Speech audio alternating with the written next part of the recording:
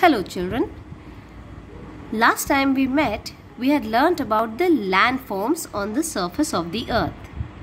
Now, we should take a look at that thing which covers about 70% of the surface of the earth. That is water.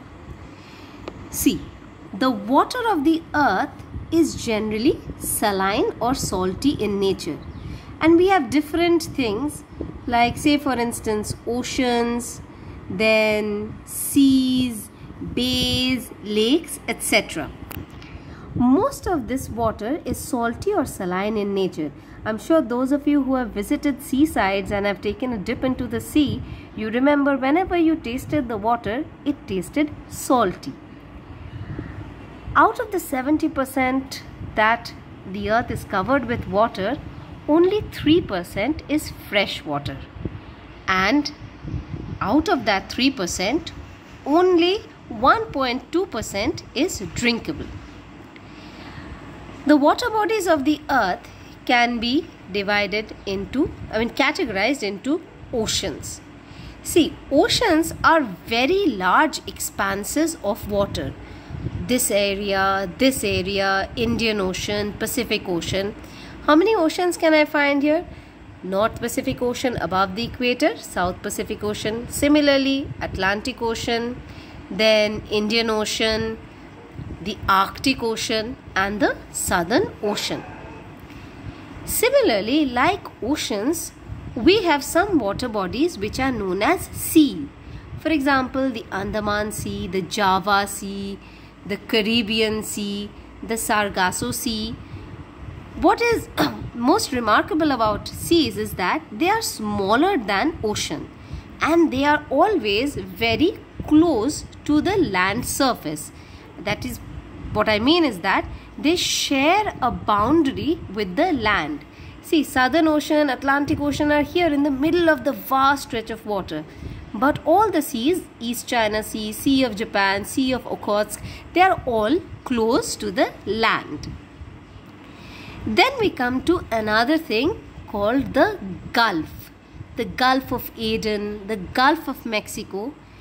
The Gulfs are deep inlets of the sea, and you can see that they are almost surrounded by land over here. And they have a very narrow mouth. Over here, very narrow mouth. Gulf of Aden, very narrow mouth. So, these areas, they have a very narrow mouth and they are more or less surrounded by land. Gulfs, you will see, generally have a broken coastline which makes it very suitable for the development of ports. Another thing is the bay. Look at it, the Bay of Bengal. A bay is a broad inlet of the sea, and you can see here, say for instance, look at the Gulf, the bay. The land is curving inward and the bay is getting inside the land. Apart from that, we have lakes. For instance, the 5 major lakes of North America: Erie, Ontario, Huron, Superior. These lakes are areas or bodies of water which are surrounded completely by land. Alright? And the last one which we are going to study is